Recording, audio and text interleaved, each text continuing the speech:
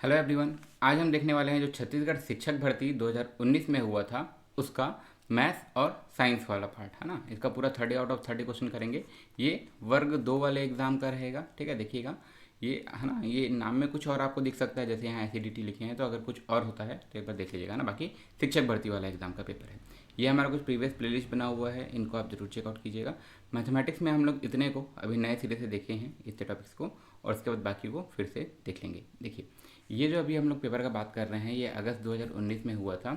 इसमें मैथमेटिक्स और साइंस दोनों को मिलाकर हमारा 30 मार्क्स का था। तो इसको आज हम लोग समझेंगे, सॉल्व करेंगे। जहाँ भी जो भी डाउट रहेगा आप कमेंट कीजिएगा, क्वेश्चन नंबर करके कमेंट कर दीजिएगा जो भी आपका डाउट होगा, ठीक है। चलिए देखते हैं। सबसे पहले पूछा गया है metals are good conductor of heat because, है ना, धातु ऊष्मा का अच्छा चालक होता है क्योंकि जानते हैं हम लोग धातु ऊष्मा का अच्छा चालक होता है क्योंकि उसमें जो इलेक्ट्रॉन्स होते हैं वो फ्रीली मूव करते हैं। जैसे आपको पता होगा जिस डायरेक्शन में आपके इलेक्ट्रॉन मूव करते हैं उसके अपोजिट डायरेक्शन में, है ना, आपका कन्वेंशनल करंट, मतलब जो करंट है वो पास होता है। जैसे आप लोग वो फ्लैश वाला वेब सीरीज भी देखे होंगे, जिस डायरेक्शन में फ्लैश दौड़ता है पीछे करंट की जैसे निकलता है, वैसा ही जिधर इलेक्ट्रॉन फ्लो होगा उसके अपोजिट डायरेक्शन में आपका करंट होगा। तो ये आपका अच्छा चालक होता है क्योंकि इनमें मुक्त इलेक्ट्रॉनों की संख्या ज़्यादा होती है, ठीक है। नेक्स्ट देखते हैं ये वाला क्वेश्चन। इसमें क्या कहा गया है, आपका एक कन्वेक्स लेंस है ना। कन्वेक्स लेंस मतलब समझते हैं ऐसा, ठीक है।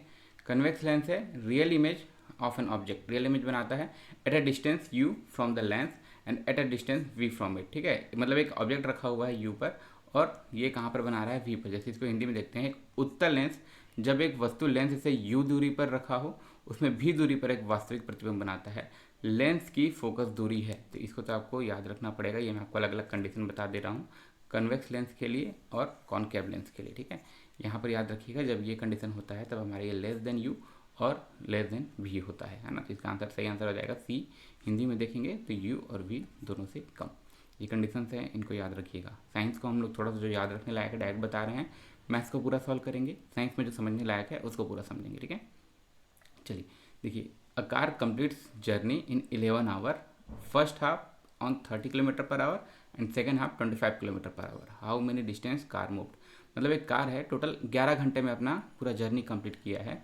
शुरू का आधा को 30 घंटे प्रति किलोमीटर में और बाद का आधा को 25 घंटे प्रति किलोमीटर में, ठीक है। ये तो हम लोग स्पीड टाइम डिस्टेंस पढ़े भी हैं। देखते हैं, है ना। मान लो कि जो टोटल डिस्टेंस है पूरा को भी एक्स मान सकते हैं, लेकिन हम लोग ऐसा मानते हैं कि आधा एक्स है और आधा एक्स है ना। मतलब जो मेरा कुल दूरी है वो कितना है, मेरा 2x, ठीक है।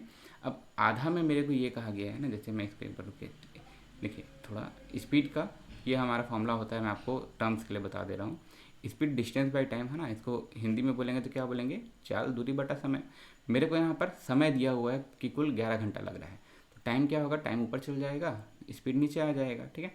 अब देखिए जैसे कि अगर मेरे को मान लो ये यहाँ से, है ना, आधा दूरी गया x किलोमीटर, फिर आधा दूरी गया x किलोमीटर, मतलब आधा आधा बराबर बराबर है। तो टोटल दूरी मेरा कितना है, मान लो 2x है, ठीक है। अब मेरा टाइम क्या होता है, डिस्टेंस बाय स्पीड। तो अगर मैं पहला वाला डिस्टेंस बोलता हूँ, पहला हाफ, तो ये मेरा डिस्टेंस कितना हो गया x, है ना, और ये इसका स्पीड कितना था 30 किलोमीटर पर आवर। फिर दूसरा वाला स्पीड मेरा कितना है, सॉरी डिस्टेंस कितना है x, बराबर बराबर है ना, आधा आधा दूरी, ठीक है। और दूसरे का स्पीड कितना है, ये हो गया 25। और ये तो मेरा टाइम है ना। जैसे मैं यहाँ लिख देता हूँ t1 plus t2 equals to 11 our, ठीक है। अभी क्या है, बराबर बराबर दूरी क्या है ना, ठीक है। तो ये मेरा टोटल 11 आवर। बस अब इसको हमको सॉल्व करना है। दोनों का एलसीएम लघुत्तम समापवर्तक आ जाएगा 150, 25 30 में ये 5 टाइम्स, ठीक है, 5x और ये 25 छक, तो ये 6x/11, ठीक है। ऊपर की तरफ भी 11, नीचे यहाँ पे भी 11, है ना, लिख दे रहा हूँ मैं।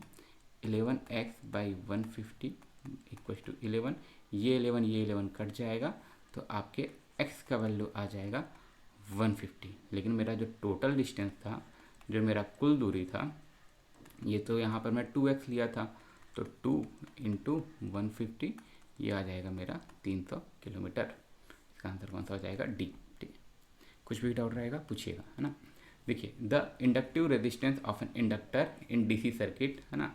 इसको तो आपको याद रखना है, डीसी सर्किट में आपका इंडक्टिव रेजिस्टेंस क्या हो जाएगा, ये आपका हो जाएगा 0, है ना, 0। अगला देखते हैं। देखिए काफ़ी अच्छा सा क्वेश्चन है, ध्यान से देखिएगा, है ना।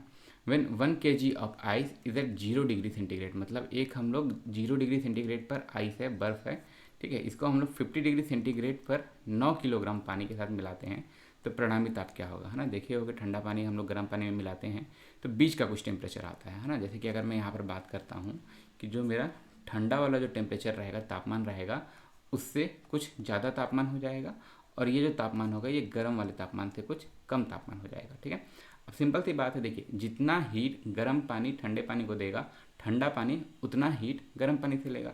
मतलब अगर मैं यहाँ पर बोलता हूँ, है ना, कि हीट बाई आइस, है ना, मतलब जो हीट रिसीव्ड बाई आइस लिखते हैं, जितना,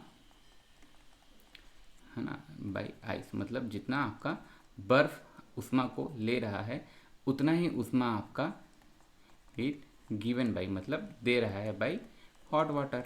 ठीक है, अब देखिए यहाँ पर कितना आपका देगा, तो अगर हम लोग सिंपली बोलते हैं ना, मतलब अगर मान लीजिए फेस चेंज नहीं हो रहा होता, मतलब पानी का पानी ही रहता, बर्फ़ का बर्फ़ ही रहता, तब हम लोग लगाते फॉर्मूला MS∆T। ठीक है, ये भी मैं ये कोल्ड के लिए बोल रहा हूँ ना, ठंडे के लिए, और इधर गर्म के लिए। ठीक है, ये हम लोग कब लगाते हैं, जब कोई फेस चेंज नहीं हो रहा होता, मतलब बर्फ़ का बर्फ़ ही रहता, पानी का पानी ही रहता। एम इसका क्या है, इसका द्रव्यमान है, मास है। एस इसका स्पेसिफिक हीट है ना, जो इसका विशिष्ट ऊष्मा बोलते हैं जब हमारा, और डेल्टी क्या है, टेम्परेचर डिफरेंस। ठीक है, और इसमें एक चीज़ ऐड हो जाएगा ML, है ना। M क्या है, द्रव्यमान, और L क्या होता है, लेटेंट हीट, जो हम लोग गुप्त ऊष्मा बोलते हैं। मतलब जब कोई एक बॉडी, मतलब एक कोई सभी, है ना, पदार्थ अपना फेस चेंज करता है, जैसे या तो ठोस से द्रव हो जाए, द्रव से ठोस हो जाए, तो वहाँ पे जो ऊर्जा लगता है वो आपका L गुप्त ऊष्मा कहलाता है। तो ये मेरे ठंडे का हुआ। और यही चीज़ जैसे यहाँ पे मैं छोटा छोटा सी लिख देता हूँ, कोल्ड कोल्ड कोल्ड, है ना। अब ये क्या हो जाएगा मेरा हॉट के लिए, ये मेरा S, है ना, पानी के लिए यहाँ पर, और ये ∆T। ठीक है, टेम्परेचर का डिफरेंस। अब देखिए जो टेम्परेचर है वो ठंडा कम होगा, है ना, मतलब अगर मान लो इसका टेम्परेचर यहाँ पर 0 डिग्री सेंटीग्रेड है तो बीच का कुछ टेम्परेचर होगा नया जो आएगा, और ये हमारे गर्म वाले से कम होगा। ठीक है, तो यहाँ पर M का मान हम लोग को कितना दिया है शुरू में, 1 kg, तो इसको हमको ग्राम में लेना है। L बर्फ़ से जब पानी में कन्वर्ट होता है तो वो होता है 80, तो यहाँ पे हम लोग M को लिख लिए 1000, है ना, 1 kg मतलब 1000 ग्राम, ये मैं लिख लूँगा 80, प्लस यहाँ पे M फिर से कितना है 1000 ग्राम, और इसका, है ना, वाटर का, अब ये बर्फ़ से वाटर बन गया, तो वाटर का जो स्पेसिफिक हीट होता है इसको हम लोग लेते हैं 1। ठीक है, अब टेम्परेचर डिफरेंस कितना है, तो मेरा जो नया टेम्परेचर आएगा वो 0 से तो ज़्यादा ही रहेगा, तो इसको हम लोग क्या करते हैं T-0, ये मेरा तापमान का अंतर है। अब इधर की तरफ मेरा गर्म वाला पानी कितना हीट दे रहा है, तो गर्म वाला पानी मेरा कितना है, पहले तो इसका मास, है ना, द्रव्यमान कितना है 9 kg मतलब 9000 ग्राम। एस को हमको 1 लेते हैं पानी के लिए। टेम्परेचर, हॉट वाटर का टेम्परेचर ज़्यादा रहेगा, हॉट वाटर का टेम्परेचर है 50, जो नया टेम्परेचर आएगा वो हो जाएगा इससे कम। एक इक्वेशन है, एक ही अननोन है, इसको हम लोग सॉल्व करेंगे, हमारा आंसर आ जाएगा 8, ये हमारा हो गया 80,000, है ना, प्लस यहाँ पर ये टी इसमें मल्टीप्लाई हो जाएगा तो ये हो जाएगा 1000T, जीरो का कुछ मतलब नहीं है यहाँ, है ना। ये मेरा हो गया 9000 इंटू, पूरा करते हैं इकट्ठे, 9000 इंटू 50, तो ये हो जाएगा आपका 45,000, और जब इसमें मल्टीप्लाई हो जाएगा तो ये हो जाएगा आपका 9000 T। ठीक है, अब देखो इसको मैं इधर की तरफ ऐड कर देता हूँ तो ये क्या हो जाएगा मेरा 1000T, है ना, मतलब 9000 और 1000 टोटल मिलाकर 10,000T हो जाएगा। और इसको मैं इधर भेज देता हूँ तो ये मेरा कितना हो जाएगा 37, उसके बाद 1 2 3 0। ठीक है, इतना ही है, 1 2 3, देखिए एक एक जीरो और बढ़ जाएगा ना, यहाँ सॉरी एक एक जीरो और बढ़ जाएगा। ठीक है, 1 2 3 4 0। ठीक है, यहाँ से अब मैं टी का मान मेरा क्या आ जाएगा, 1 2 3 4 जीरो इधर से, 4 जीरो इधर से, सब कट जाएगा, ये मेरा आ जाएगा 37 डिग्री। ठीक है, इसका आंसर क्या हो जाएगा 37 डिग्री। इसमें जो चीज़ याद रखना है, हमारा जो लेटेंट हीट है, गुप्त ऊष्मा है, वो हमारा बर्फ से जब पानी में जाएगा वो होता है 80, जब हम लोग इसको ग्राम और सेंटीग्रेड में ले रहे हैं तो, है ना। और ये जो हमारा वाटर के लिए होता है ये हम लोग 1 लेते हैं। ठीक है, कुछ भी डाउट रहेगा पूछिएगा। चल आगे देखते हैं। देखिए 15 इज कम्प्लीटली डिविजिबल बाई 5, 15 5 से पूर्णतः विभाजित है, इस कथन को हम लोग सत्यता कैसे जांच करेंगे। ठीक है, एम्पिरिकल और प्रायोगिक में तो हम लोग करके देखते हैं प्रैक्टिकल जैसा, है ना, ऐसा चीज़ को हम लोग अवलोकन करते हैं। इसका आंसर क्या हो जाएगा P। मैथ्स पेडागोगी पढ़ेंगे अच्छे से, है ना। ठीक है, देखिए length of 2 chords AB and AC of a circle are 8 centimetre and 6 centimetre respectively. ठीक है, and angle B A C is 90 degree. क्या कहा गया है, वृत्त की दो जीवाएं ए बी और ए सी क्रमशः 8 सेंटीमीटर और 6 सेंटीमीटर है और इसका जो कोण बन रहा है angle B A C 90 degree है, तो त्रिज्या कितनी होगी। एक यहाँ पे सिंपल सा प्रमेय लग रहा है, थ्योरम लग रहा है, थेल्स प्रमेय बोलते हैं। देखिए अगर मेरा कोई भी है ना, कभी भी आप इसके अगर डायमीटर से है ना, जैसे ये इसका व्यास है, आप इन दोनों पॉइंट को मिलाते हुए इसमें कहीं पर भी आप ऐसा एक मान लो पॉइंट ले लोगे, यहाँ से जब आप डायमीटर के दोनों तरफ से मिलाओगे ना, तो ये एंगल हमेशा 90 डिग्री आएगा। ठीक है, ये आपका थेल्स थ्योरम कहता है। ठीक है, अगर हम लोग किसी भी इस टाइप से डायमीटर को लेते हुए दो पॉइंट, हम लोग उसके किसी भी साइड में अगर ऐसा एक एंगल बना रहे हैं, ये हमेशा आपका 90 डिग्री रहेगा। दूसरे शब्दों में हिंदी में हम लोग इसको ऐसे बोल सकते हैं। अब ये हमारा यूज़ कैसे होगा, जैसे मेरे को यहाँ पे क्या कहा है कि ए बी मेरा 8 सेंटीमीटर है और ए सी मेरा 6 सेंटीमीटर है, तो उससे हम लोग डायमीटर निकाल सकते हैं क्या। ये मेरा एक समकोण त्रिभुज जैसा बन रहा है, पाइथागोरस थ्योरम से निकाल लेंगे। सबसे बड़ा वाला मेरे को निकालना है, ये मेरा 8 है, ये मेरा 6 है, तो हम लोग पाइथागोरस थ्योरम लगा लेंगे, है ना। हाइपोटेनियस मतलब जो हमारा कर्ण है, कर्ण का स्क्वायर है ना, परपेंडिकुलर का स्क्वायर प्लस बेस का स्क्वायर होता है ना, कर्ण का स्क्वायर, लंब स्क्वायर प्लस आधार स्क्वायर। तो यहाँ मेरे को इसको निकालना है, एक्स स्क्वायर का वैल्यू क्या हो जाएगा 8 स्क्वायर प्लस 6 स्क्वायर, ये कितना हो गया 64 प्लस 36 बराबर 100। और जब एक्स स्क्वायर का वैल्यू 100 है तो एक्स का वैल्यू क्या आएगा, इसका हम लोग रूट निकाल देंगे, है ना, वर्गमूल निकाल देंगे, ये आ जाएगा 10। तो मेरा एक्स का वैल्यू क्या आ गया 10। एक्स क्या था इसका, डायमीटर है ना, डायमीटर या फिर कहिए व्यास कितना था इसका 10, है ना। तो इसका जो रेडियस होगा क्या कहेंगे इसको, त्रिज्या, हाँ ये क्या होगा इसका आधा, 10/2 मतलब 5। ठीक है, ये थ्योरम को याद रखिएगा ना। किसी भी सर्कल पर, जैसे मैं यहाँ पर आपको एक बार अलग से बता दे रहा हूँ, किसी भी सर्कल पर जब आप उसके किसी भी सर्कल पर जब आप उसके रेडियस से कहीं पर भी आप एक बनाओगे, इस चीज़ को याद रखिएगा। जब हम लोग ट्रिग्नोमेट्री पढ़ेंगे उसमें ये बहुत यूज़ आएगा, है ना, ये ट्रिग्नोमेट्री में हमारा बहुत यूज़ आएगा, ये रूल देखेंगे कैसे। ठीक है, चलिए अगला देखते हैं। Sum of 3 consecutive natural number divisible by 3 and 4 is 180। मतलब हम लोग जो 3 कॉन्जिक्यूटिव नेचुरल नंबर का सम लेंगे तो ये 3 और 4 से भाग जाने वाला, तो 180 होगा। देखो तो जो 3 और 4 दोनों से भाग जाएगा वो किससे भाग जाएगा, एलसीएम इसका अगर हम लोग लघुत्तम सीमा पर तक निकालते हैं, एलसीएम ऑफ 3 और 4 ये आता है हमारा 12, है ना। मतलब जो भी नंबर 3 और 4 से जाएगा वो एक्चुअली में 12 से भाग जाएगा, है ना। 12 से जाने वाला नंबर ही 3 और 4 दोनों से भाग जाएगा। तो अब मेरे को 3 नंबर लेना है, तो मैं नंबर ऐसा ले सकता हूँ, x ये मेरा पहला नंबर, ये दूसरा नंबर, और x + 24 ये मेरा तीसरा नंबर। बट हमको आसान पड़ेगा अगर हम लोग एक नंबर को पीछे ले लें, है ना, x - 12। देखिए सारे नंबर के बीच का डिफरेंस मेरा 12 ही है ना। जैसे ये नंबर, अगला 12 में ये नंबर और अगले 12 में ये नंबर, इसको पीछे लेने का बेनिफिट क्या होता है मैं आपको एवरेज में बताया भी था, है ना। मैं यहाँ पे एक बार और बता देता हूँ। मान लीजिए इन तीनों का मेरे को योग दिया हुआ है 180। तब अब हम लोग नंबर को बीच में एक पीछे एक आगे लोगे तो इसका बेनिफिट ये होता है कि आपका ऑटोमेटिकली कैंसिल हो जाता है। जब हम लोग तीनों को जोड़ेंगे माइनस और प्लस वाला कट जाएगा, है ना। और देखिए क्या बचेगा, ये मेरा बचेगा 3x, अच्छे से लिखते हैं, 3x बराबर 180। तो x बराबर क्या होगा, 3 को इसे डिवाइड कर दोगे 60, ठीक है 60। अब जैसे मेरा बीच वाला नंबर 60 है तो मेरा पिछला नंबर क्या होगा, इससे 12 कम, मतलब कितना 48। और अगला नंबर क्या होगा, इससे 12 ज़्यादा, मतलब ये कितना हो गया 72। ठीक है, तो इसका आंसर क्या हो जाएगा आपका, क्या बोला है, लार्जेस्ट, सबसे बड़ा नंबर क्या हो जाएगा 72। देखिए क्या कहा गया है, उपरोक्त आयत चित्रानुसार यदि परीक्षा का न्यूनतम उत्तीर्णांक 30 है, मतलब कम से कम जो 30 नंबर पाया है वही पास है, तो कितने % छात्र उत्तीर्ण है। इधर छात्रों की संख्या दिया है, इधर छात्रों का प्राप्तांक वर्ग दिया है ना। जो 30 से ज़्यादा पाए हैं वही पास हैं। तो यहाँ पे देखो इससे जो इधर हैं ये तो 30 से कम है, ठीक है।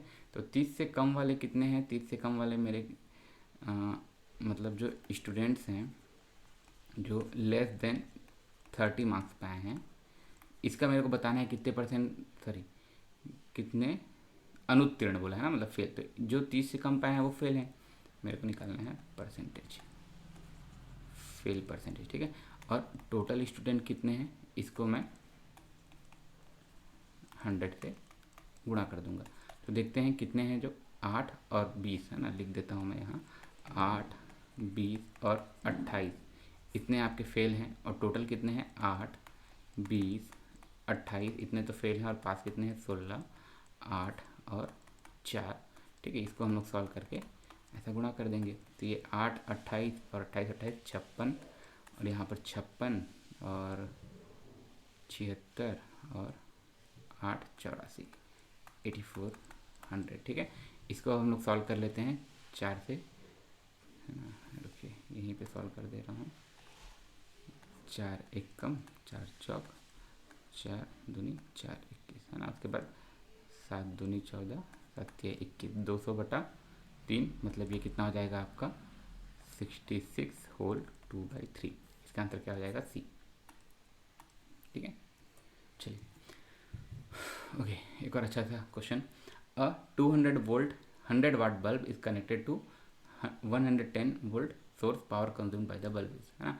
200 वोल्ट के 100 वाट के एक बल्ब को 110 वोल्ट के स्रोत के साथ जोड़ा गया, तो बल्ब के द्वारा व्यय की गई ऊर्जा कितनी होगी। एक हम लोग जानते हैं पावर क्या होता है, वोल्ट का square by resistance.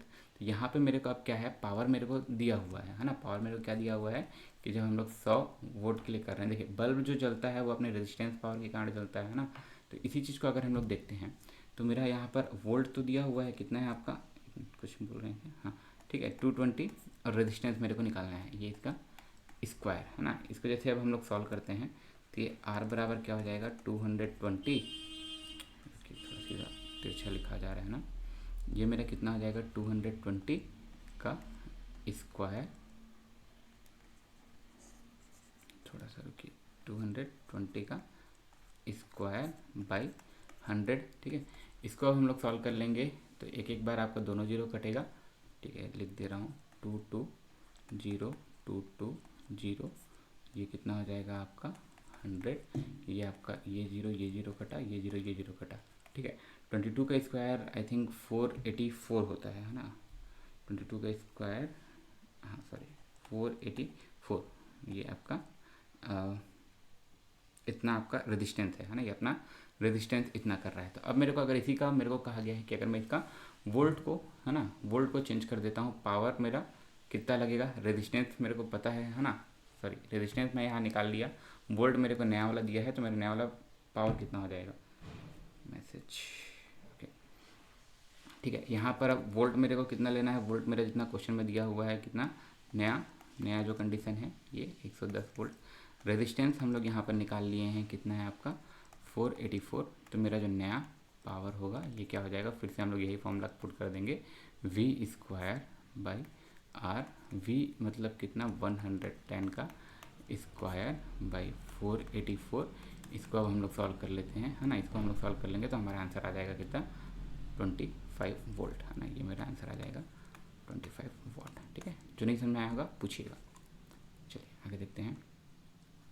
The velocity of sound is not affected by the change in, वायु की ध्वनि का वेग किसके परिवर्तन के द्वारा प्रभावित नहीं होता है ना। तो ये हमारा दाब में प्रभावित नहीं होता है, बाकी सब में प्रभावित होता है। ठीक है, जिसका एटमॉस्फेरिक प्रेशर होता है वो वेलोसिटी ऑफ साउंड को इफेक्ट नहीं करता है। ठीक है, देखिए शिक्षक द्वारा कौन सा मॉडल अपनाया जाना है, यह निम्न में से किस बात पर तय होगा। ये शायद तक जो आपका आंसर लिया गया था उसमें विलोपित भी किया गया था, बट ये क्वेश्चन आई थिंक आपके सी टेट या सी जी टेट में एक बार आया हुआ क्वेश्चन है, रिसेंट के ही किसी का। ठीक है, तो कौन सा सिखाना है ये किस पर निर्भर करता है कि सिखाना क्या है, ये शिक्षक की समझ पर होता है ना। बच्चे कैसे सीखते हैं, और ये इसमें एक से ज़्यादा आंसर भी हो रहा है, इसलिए शायद इसको विलोपित किया गया होगा। फिर भी अगर लेना ही है तो इसको हम लोग सी को कंसिडर कर सकते हैं। ठीक है, ये थोड़ा डाउटफुल वाला क्वेश्चन है ना। देखते हैं, अरेंज द फॉलोइंग, इसको हमको अम्लीय प्रकृति के बढ़ते क्रम में व्यवस्थित करना है। तो इसको तो हम लोग डायरेक्टली याद रखिएगा, ये हमारा डायरेक्ट क्या हो जाता है, ये है ना। ये जो है ये हमारा अम्लीय से प्रकृति में है। देखिए यहाँ अम्लीय है, फिर हमारा वाटर आया, है ना, फिर ये हमारा पॉजिटिव वाला आ गया। तो ये जो है इसका अगर आप प्रॉपर ऑर्डर देखोगे तो इसका आंसर क्या हो जाएगा A. Which of the following disease is caused by rubella virus, है ना। रूबेला वायरस, रूबेला विषाणु के कारण कौन सा रोग होता है, तो ये होता है हमारा खसरा, जिसको हम लोग मीसल्स बोलते हैं। देखिए होंगे इस टाइप से जो रहता है ना, ये हमारा रूबेला वायरस के कारण होता है, खसरा जो होता है। ये हम लोग और भी इसके बारे में पढ़ना चाहेंगे तो ये देख सकते हैं ना, जर्मन मीजल्स बोलते हैं। ठीक है, इसका सही आंसर क्या हो जाएगा आपका मीजल्स। चलिए, होमोलोगस क्रोमोसोम, है ना, इसको याद रखना है। सजातीय गुणसूत्र अर्ध गुणसूत्र सहित निम्न में से किस अवस्था में विपरीत ध्रुवों की ओर चले जाते हैं? तो ये आपको याद रखिएगा, पश्चावस्था प्रथम में इसकी तरफ है ना चल जाते हैं। आगे, ratio of area of curved linear surface of and total surface area of right circular cylinder is 1:2। मतलब एक बेलनाकार आकृति है, उसका जो पृष्ठ क्षेत्रफल है ना, जो आपका कर्व्ड सरफेस एरिया है और जो टोटल सरफेस एरिया है, पूर्ण क्षेत्रफल है, दोनों का रेशियो 1/2 दिया हुआ है ना। देखिए ये हमारा अगर इस टाइप से रहता है तो इसका ये जो घुमा हुआ हिस्सा है ना, जिसके ये जो घुमा हुआ हिस्सा है वो उसका कर्व सरफेस एरिया कहलाता है। और जब हम लोग टोटल सरफेस एरिया बोलते हैं तो ऊपर और नीचे की तरफ जो वृत्त है उसका एरिया को भी लेते हैं। तो देखिए इसमें हमारा जो चीज़ काम पड़ेगा, पहली बात तो एक हमारा कर्व सरफेस एरिया क्या होता है, पाई आर, सॉरी 2πr/h है ना, यहाँ से यहाँ तक 2π है और ये h है, तो ये मेरा कर्व सरफेस एरिया होता है। अगर मैं टोटल सरफेस एरिया का बात करता हूँ तो इसमें दोनों जो आपका सर्कल है, वृत्त है, ऊपर और नीचे का, इसका एरिया ऐड हो जाता है, ठीक है। और इसी का जो हमको वॉल्यूम पूछा है तो वॉल्यूम का फॉर्मूला होता है πr²h, ठीक है। अब जिस चीज़ को मेरे को सॉल्व करना है तो मेरे को एक रेशियो क्या दिया हुआ है, कर्व्ड सरफेस एरिया बटा इसका है ना, मतलब टोटल सरफेस एरिया का रेशियो अनुपात। तो इसी चीज़ को मैं लिख देता हूँ 2πr/h और नीचे की तरफ क्या लिखते हैं, 2πr/h 2πr²। तो इसका वैल्यू मेरे को दिया हुआ है कितना, 1/2। तो पहले मैं इसी को थोड़ा सिंप्लीफाई करके लिख लेता हूँ। मैं इसको लिखता हूँ 2πr/h, नीचे से 2πr कॉमन निकलेगा, 2πr कॉमन निकलेगा, अंदर h+r बचेगा। और इसका मेरे को मान दिया है कितना, 1/2, ठीक है। तो अब इसमें देखिएगा ऊपर और नीचे है ना, ये 2πr ऊपर भी है, 2πr नीचे भी है, कट गया। ऊपर h है ना, ये h है ना, थोड़ा n जैसा दिख जा रहा है, ये h है, ठीक है। ऊपर h और नीचे h+r, सिंपल सी बात है, एक नंबर है और नीचे में उसी नंबर में कुछ जोड़े हैं तो वो दुगना हो गया, मतलब वो दोनों बराबर है। मतलब मैं इसको लिख कर बता दे रहा हूँ यहाँ पर है ना, h/h+r बराबर 1/2 है। इसको इधर करेंगे 2h हो जाएगा, इधर h+r, h माइनस गया, मतलब h जो है वो r के बराबर है ना।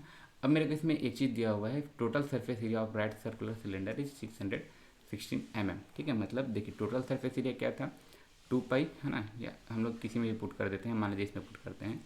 जो मेरा टोटल सरफेस एरिया है ये मेरे को दिया हुआ है कितना, 616। तो टोटल सरफेस एरिया का फॉर्मूला हम लोग ये फॉर्म में लिखे थे ना, इसी चीज़ को 2πr/h+r ऐसा, ठीक है। अब इसमें हम लोग इसको पुट कर देते हैं तो 2πr/h+r, और मेरे पास यहाँ पे क्या है, h r के ही बराबर है ना। तो इसको मैं r+r लिख देता हूँ, रुको, ये मैं r+r ऐसा लिख देता हूँ, ठीक है, 2πr/h+r। तो अब ये क्यों लिखा, क्योंकि ये h r के बराबर है, ठीक है। ये कितना है, 616 के बराबर है, ये मेरा 2r हो गया, 2 मैं इसमें मल्टीप्लाई कर दूंगा, 4 हो जाएगा। तो ये क्या हो जाएगा, 4πr² बराबर 616, और r² का वैल्यू कितना हो जाएगा, 616, 4 का नीचे डिवाइड, पाई का वैल्यू 22/7 है ना। अब इसी चीज़ को फिर से यहाँ पे लिखेंगे तो ये 4 से कट जाएगा आपका, 4 एक कम, 4 दूनी 4 है ना, सॉरी 154, रुकिए इसको कट कर देते हैं, 4 एक कम, 4 पंचे 4 चौक 16। अब फिर से इसको 2 से अगर कट करते हैं, ठीक है, 11 दूनी 22, 11 एक कम 11, 14, और 2 से फिर ये कटेगा 7, मतलब r² का वैल्यू आ रहा है मेरा 49, तो r का वैल्यू आ जाएगा 7, ठीक है। अब मेरे को क्या पूछा है, वॉल्यूम ऑफ सिलेंडर है ना, वॉल्यूम ऑफ सिलेंडर। तो वॉल्यूम ऑफ सिलेंडर क्या होता है, πr²h, और मेरे को पता है h भी वही है ना, इसको हम लोग दूसरे शब्दों में लिख सकते हैं, r भी वही है, h भी वही है, 7। तो अब हम लोग इसी को डायरेक्ट पुट कर देते हैं, तो ये मेरा आ जाएगा, पाई का मान रख देंगे 22/7, r का मान रख देंगे हम लोग कितना, 7 का स्क्वायर, और ये कितना हो जाएगा 7 है ना, एक साथ से एक साथ कटेगा, सबको हम लोग सॉल्व करेंगे तो हमारा आंसर आ जाएगा 1078, ये हमारा आंसर हो जाएगा, ठीक है, ठीक है। ये ऐसा चलता है ना, देखिएगा है ना, मतलब पहले ये वाला है, फिर दूसरे में ये वाला है, फिर तीसरे में ये वाला है, थोड़ा जगह का कमी हो गया था। चलिए, arrange the following greenhouse gases as per decreasing order of greenhouse factor, ठीक है। घटते क्रम में आपको व्यवस्थित करना है, कौन सा, ये सब जो गैस है ग्रीन हरित कारक के हिसाब से। तो ये मैं आपको एक लिस्ट दे रहा हूँ, देखिएगा है ना, ये नीचे की तरफ जो है इसका ग्रीन हाउस सबसे ज़्यादा है, फिर कम, फिर कम, फिर कम, फिर कम, है ना। तो इस हिसाब से अगर हम लोग इसमें ऑप्शन में देखते हैं तो इसका सही आंसर क्या हो जाएगा, बी। देखिए, if A B C are number of vertices edges and sides of a cube then what will be A plus B plus C, है ना। ए प्लस बी घन के शीर्ष, किनारे तथा फलक हैं, तो ए प्लस बी प्लस सी का मान कितना होगा। तो देखिए, जैसे अगर हम लोग बात करते हैं सरफेस का, फेस का या साइड का, है ना। जैसे मेरे पास यहाँ पर एक ये है, ठीक है। जैसे अगर हम लोग इसका बात करते हैं तो इसमें क्या है, ये जो इसको अभी हम लोग टच कर पा रहे हैं ना, ये इसका सरफेस कहलाएगा, है ना। ये जो हम लोग इसको अभी दो सरफेसेस को मिल रहा है, ये इसका एज कहलाएगा। और ये जो है इसका, है ना, ये जहाँ पर तीन सरफेसेस मिल रहा है, इसका क्या कहलाता है, कॉर्नर कहलाता है ना, वर्टाइसेस कहलाता है। तो इस हिसाब से हम लोग देखते हैं, अगर हम लोग सरफेस, फेस या साइड का बात करते हैं, जिसको हम लोग सतह या फलक बोलेंगे, तो जैसे इसी में गिनेंगे, है ना। अगर किसी, मान लो इसमें गिनते हैं हम लोग डाइस में 1 2 3 4 5 6, है ना। जैसे इसमें है आपका 1, हाँ 1 6 4 3 5 2, ऐसा, ठीक है। ये सब क्या है, इसका सरफेस है। टोटल कितना होता है, 6 होता है ये, है ना। जिसमें से हमको अभी 3 दिख रहा है ना। जब हम लोग क्यूब एंड क्यूबाइट पढ़ेंगे या फिर डाइस पढ़ेंगे, उसमें और अच्छे से पढ़ेंगे। उसके अलावा अगर हम लोग बात करते हैं एज का, जहाँ पर आपको दो सरफेस मिल रहा है, तो देखिए 1 2 3 4 पीछे, फिर 5 6 7 8 9 10 11 12, है ना। ये टोटल आपका 12 होता है, जिसमें से हमको 9 दिखता है सामने से। और जो आपका कॉर्नर है, जहाँ पे आपका 3 फेसेस मिलता है, ये हमारा 8 होता है ना। जैसे 1 2 3 4 5 6 7 8, है ना। जैसे यहाँ पर मैं आपको दिखा दूँ, ये जो है ना, 1 2 3 4 5 6 7 8। तो इसको अगर हम लोग देखते हैं तो ये हमारा 8 हो जाता है ना। इसमें ये कुछ ऐसा दिखता है हमको, ठीक है। तो अगर हमको जो जो पूछा है, अगर हम सबको ऐड कर देते हैं, है ना। अगर मैं इसको ऐड कर देता हूँ, 6 + 12 + 8, तो 8 और 12 हो गया 20, 20 और ये कितना हो गया 26। इसका आंसर क्या हो जाएगा, 26।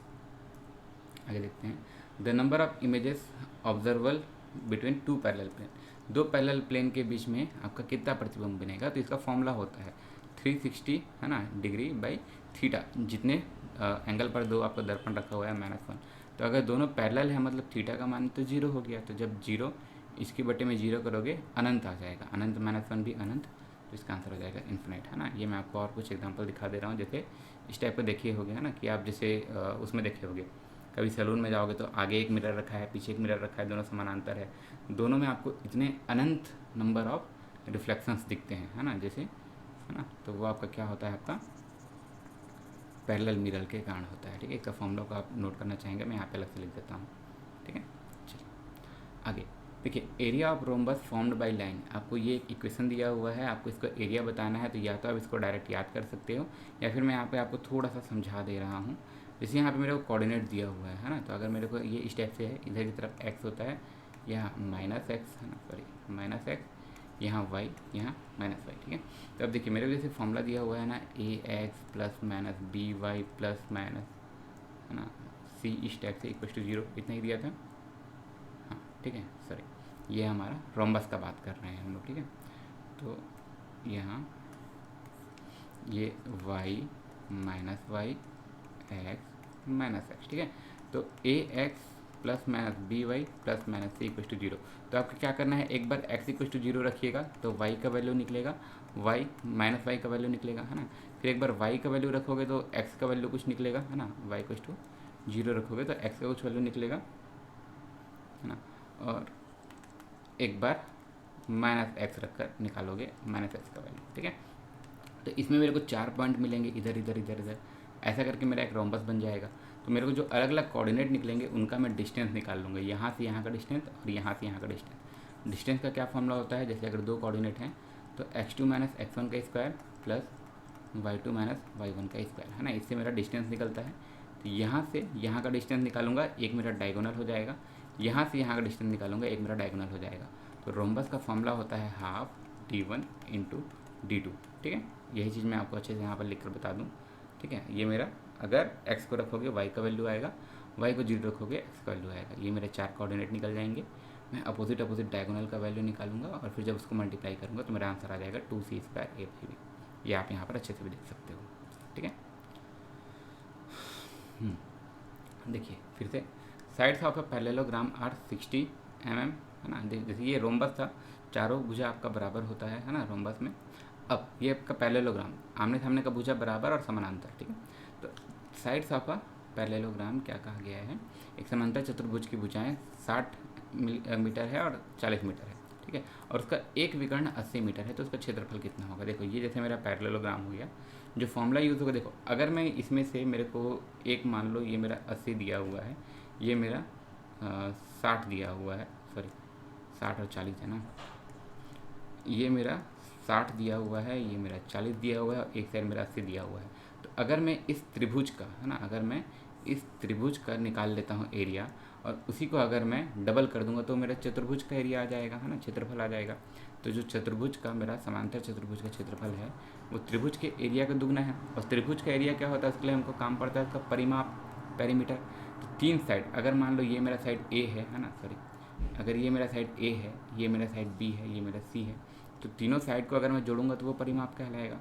परिमाप क्या होता है, अगर मैं एक रस्सी लेता हूँ, यहाँ से यहाँ गया, है ना, पी से आर से क्यू, क्यू से टी, टी से आर, उस रस्सी को जो मैं खोलूँगा तो उसका जो लेंथ होगा वो परिमाप होगा। तो इसी का जो आधा होता है परिमाप, इसको हम लोग बोलते हैं सेमी पेरीमीटर, अर्ध परिमाप। ये होता है एस बराबर ए प्लस बी प्लस सी। तो त्रिभुज का एक फॉर्मूला होता है ना, हेरोन्स फॉर्मूला बोलते हैं जिसको, ये under root S, S minus A, S minus B, S minus C. देखो अगर मैं यहाँ से परिमाप निकालता हूँ, तीनों को अगर मैं जोड़ता हूँ कितना, 80, 60 और 40, तो ये मेरा कितना आ जाएगा, 180 आ जाएगा, है ना।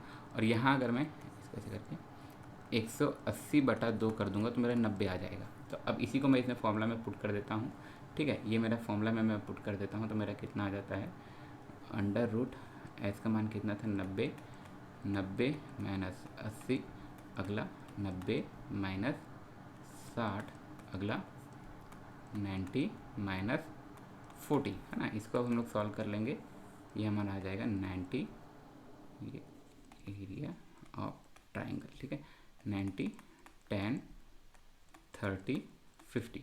इसको हम लोग जब सॉल्व करेंगे ना तो ये हमारा आंसर आ जाएगा 300√15। तो ये तो मेरा त्रिभुज का एरिया हो गया। तो अगर मेरे को एरिया ऑफ पैरेललोग्राम निकालना है ना, समानांतर चतुर्भुज का एरिया निकालना है, तो ये क्या हो जाएगा, 2 टाइम त्रिभुज का, है ना, दुगना। तो जब मैं 300 को दुगना करता हूँ तो मेरा आ जाता है 600√15, ठीक है। इसका आंसर क्या हो जाएगा, 600√15। ये इसका सही आंसर हो जाएगा, ठीक है।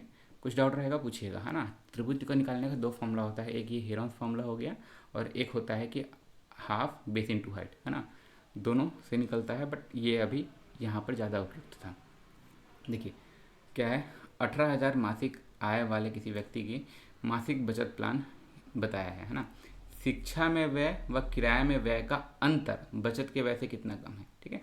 तो शिक्षा में व्यय अगर हम लोग देखते हैं तो 65 डिग्री है और बचत में कितना है, 80 डिग्री है, सॉरी, शिक्षा और किराए का अंतर, है ना, शिक्षा और किराए का अंतर। तो अगर हम लोग इसको बोलते हैं रेंट माइनस एजुकेशन का डिफरेंस, तो 105 माइनस 65 मतलब कितना, 40 डिग्री पड़ रहा है ना। और ये कितना है, किससे कितना कम है, किराए में, है ना, सॉरी, बचत से कितना कम है। तो मेरा जो बचत है, क्या बोलें इसको, सेविंग, सेविंग कितना है, ये मेरा 80 डिग्री।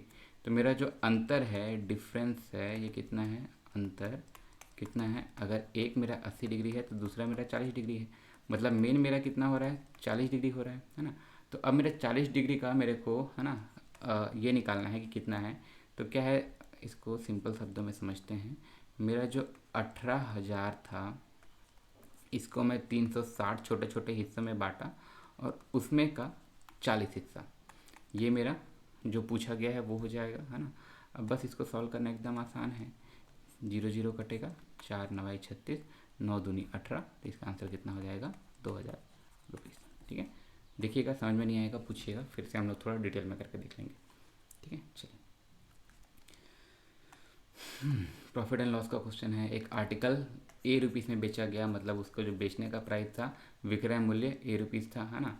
जो प्रॉफिट है, जो उसका लाभ है, ये कितना है, B% है। तो वस्तु का लागत मूल्य कितना है, CP कितना है, पूछा गया है। तो जो उसका लागत मूल्य रहता है उसमें जब हम लोग लाभ लेते हैं, ठीक है, लागत मूल्य क्रय, ये आपका लागत मूल्य है, लिख दे रहा हूँ, ये आपका लाभ है और ये क्या है, विक्रय मूल्य है, ठीक है। तो ये हम लोग करते हैं, तो ये मेरा SP आता है। मेरे को CP निकालना है, मेरा लाभ कितना है, B क्वेश्चन में बताया गया है, और ये कितना है, A। अब मेरे को CP को सॉल्व करना है, ये कितना आ जाएगा, इधर 100 + B बाई 100 और यहाँ ए। अब लास्ट लाइन सी पी, ये ऊपर चला गया तो ये क्या हो जाएगा 100A और ये क्या हो गया 100 प्लस बी, मतलब ये आपका आंसर कौन सा हो गया सी। ठीक है, चलिए इसमें से कौन सा लार्जेस्ट नंबर है। देखिए एक सिंपल सा सर्ट्स इन इंडाइसेस का होता है कि अगर कोई भी चीज़ m इंटू एन के फॉर्म में है तो हम लोग इसको अलग अलग तोड़ के ऐसा लिख सकते हैं, है ना। तो हम लोग क्या करते हैं, इसको जो बाहर की तरफ है हम लोग हमेशा इसको एक कॉमन लाने का प्रयास करते हैं जब जब हमको बराबर वैल्यू करना होता है। ठीक है, और ये भी क्या रहेगा, जितना भी पावर में दिया है सबका एचसीएफ महत्तम समापवर्तक, उससे हमारा क्वेश्चन आसान हो जाता है।